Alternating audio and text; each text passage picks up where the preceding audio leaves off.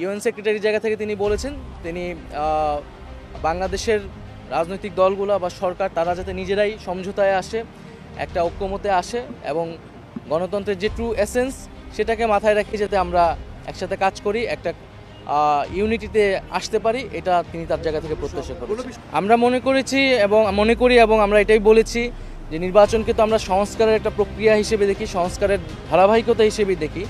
কোনো রকম সংস্কার ছাড়া নির্বাচন, সংস্কারবিহীন নির্বাচন তো কোনো কাজে দেবে না। এটা অন্য সকল রাজনৈতিক দলও এটার সাথে একমত পোষণ করে। এখানে মতপার্থক্যগুলো হচ্ছে কোন সংস্কারটা কখন হবে, ইলেকশনের আগে কখন হবে, পরে কতটুকু হবে, সেটা আমরা মনে করি যে জুলাই সনদের মধ্যেই আমরা সেটার বাস্তবায়ন হলে সেই যেই মতপার্থক্যগুলো সেগুলো কিন্তু কেটে যাবে এবং আমরা এক ঐক্যমতে আসলে আসতে পারবো। এখানে তো আসলে খুব বিস্তারিত আলাপের বিষয়ে সুযোগ ছিল না। আমরা সংস্কার বিষয়ে ওভারঅল আলাপ করেছি এবং সংবিধান সংস্কার বিষয়ে আমাদের যেটা বক্তব্য সেটা আমরা বলেছি যে আমরা গণপরিষদের মাধ্যমে নতুন সংবিধানই বলি, সংবিধান সংস্কারই বলি। গণপরিষদ ছাড়া সংবিধানের মৌলিক কোনো পরিবর্তন আসলে কিন্তু টেকসই হবে না। সেই জায়গা থেকে আমরা গণপরিষদ নির্বাচন চাচ্ছি।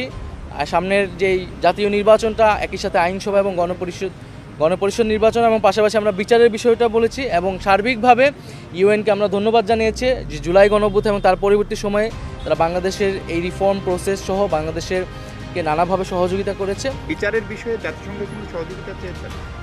জি, আমরা তাদের কাছ থেকে ওভারঅল এই বিচার এবং সংস্কার সহ এই সার্বিক বিষয়ে সহযোগিতা চেয়েছি, ধন্যবাদ জানিয়েছি এবং তারা জাতিসংঘের যে সেক্রেটারি তিনি এটাই বলেছেন যে বাংলাদেশে যাতে আমরা নিজেরাই একটা ঐক্যমতে আসতে পারি, আমরা যদি নিজেরা ঐক্যমতে আসতে পারি তাহলে তারা তাদের জায়গা থেকে সার্বিক সহযোগিতা করবে।